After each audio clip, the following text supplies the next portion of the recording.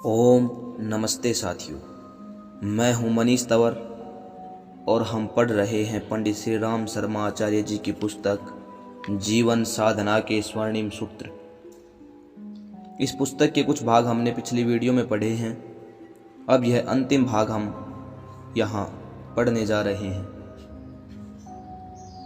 इस प्रयोजन में किस मनस्थिति और किस परिस्थिति का व्यक्ति क्या करे, इसका व्यवहारिक मार्गदर्शन प्राप्त करने के लिए शांति कुंज में निरंतर चलते रहने वाले 9 दिन के साधना सत्रों में से हर साल एक बार या कम से कम 2 वर्ष में एक बार हरिद्वार जा पहुंचने की योजना बनानी चाहिए। इस उपक्रम को बैटरी चार्ज करने या बदली हुई परिस्थितियों के अनुरूप नया प्रकाश, नया मार्गदर्शन मिलते रहने जैसा सुयोग समझा जा सकता है।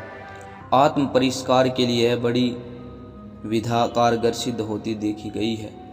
जिन्हें देवालय, धर्मशाला, सदावर्त, प्याऊ जैसे परमार्थ प्रयोजन चलाने की इच्छा हो, उनके लिए अत्यंत दूरदर्शिता से भरा पूरा हाथों हाथ सत्परिणाम उत्पन्न करने वाला एक ही परमार्थ हर दृष्टि से उपयुक्त दिखता है कि वे चल ज्ञान मंदिर का निर्माण कर सकने जैसा प्रयास जुटाएं।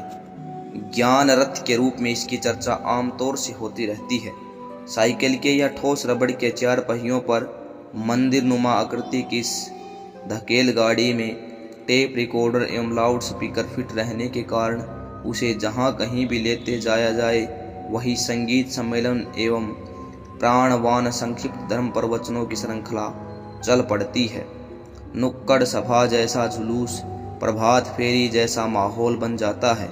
इसी में 21वीं सदी की प्रेरणाओं से भरा पूरा सस्ता किंतु युग धर्म का पक्षधर साहित्य भी रखा जाता है, जिसे बिना मूल्य पढ़ने देने के और फिर बाद में वापस लेने का सिलसिला चलता रह सकता है। जिनका कुछ खरीदने जैसा आग्रह हो उन्हें उपलब्ध साहित्य बेचा भी जा सकता है। ऐसे चल ज्ञान मंदिर भी निर्मित करने में प्राय 1 तोले सोने के मूल्य जितनी लागत आती है, जिसे कोई एक या कुछ लोग मिलकर सहज ही जुटा सकते हैं। असहयोग आंदोलन के दिनों कांग्रेस के मूर्धन्य नेता खादी प्रचार की धकेल गाड़ियां लेकर निकलते थे और संपर्क में आने वालों को उद्देश्य समझाते हुए पूरे उत्साह के साथ खादी प्रचार में संलग्न रहते थे।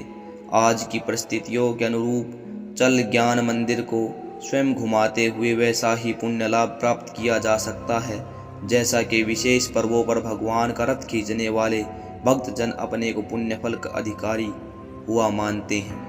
अपने मिशन ने पिछले दिनों 2500 प्रज्ञापीठें खड़ी की हैं।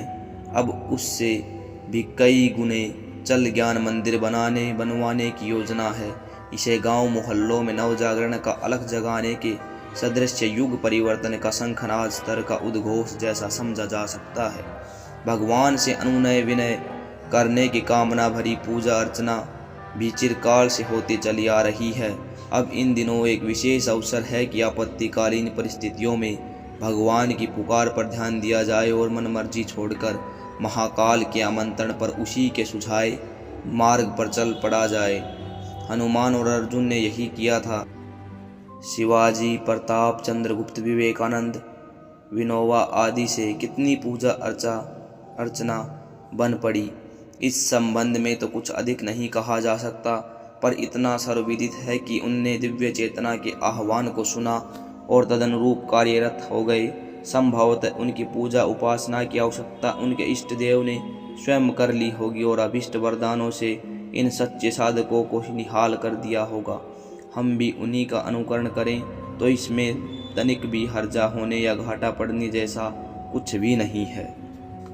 इन दिनों दिव्य चेतना सेवा भावी सज्जनों के समुदाय को अधिक विस्तृत करने में जुट गई है।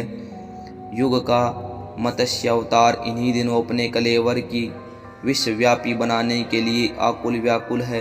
अच्छा हो हम उसी की महती योजना में भागीदार बने और अपनी मर्जी की पूजा उपासना करके मन चाहे वरदान की विडंबना पर अंकुश ही लगाए रखें। अपेक्षा की गई है कि इन पंक्तियों के पाठक नरपामरों से ऊंचे उठकर विचारशीलता की दृष्टि से अपेक्षाकृत अधिक परिष्कृत बन चले होंगे। वे 1 से 5, 5 से 25, 25 से 125 वाली गुणन प्रक्रिया अपनाकर 4 और साथी ढूंढे तथा उन्हें अपने प्रयोजनों में सहभागी बनाकर युग मानवों का एक पंचायतन विनिर्मित करें। समयदान और अंशदान करते रहने के लिए उन्हें भी अपनी जैसी कर्म पद्धति अपनाने के लिए सहमत करें। करने को तो एक ही कार्य है, विवेक विस्तार। इसके कितने ही कार्यक्रम बन चुके हैं, इनमें से कुछ भी अपनी इच्छा अनुसार अपनाया जा सकता है। आत्म परिष्कार, सत्य प्रवृत्ति संवर्धन के अतिरिक्त इन दिनों जिस पुण्य प्रक्रिया को उतने ही उत्साह से अपनाया जाना है वह है 1 से 5 की रीति नीति अपनाते हुए समस्त विश्व को नवजीवन की विचारधारा से अनुप्राणित करना। इसी क्रम में अपने जीवन का असाधारण परिष्कार और विकास भी सुनिश्चित रूप से हो सकेगा।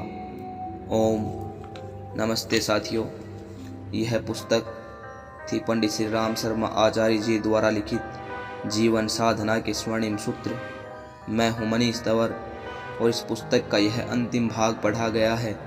इस पुस्तक के अन्य भाग पढ़ने के लिए इस चैनल पर दिए गए सभी एपिसोड्स आप सुन सकते हैं और ज्ञान अर्जन कर सकते हैं, लाभ उठा सकते हैं और इस वीडियो को शेयर करके साहित्य के प्रचार प्रसार के कार्य में जुड़ सकते हैं।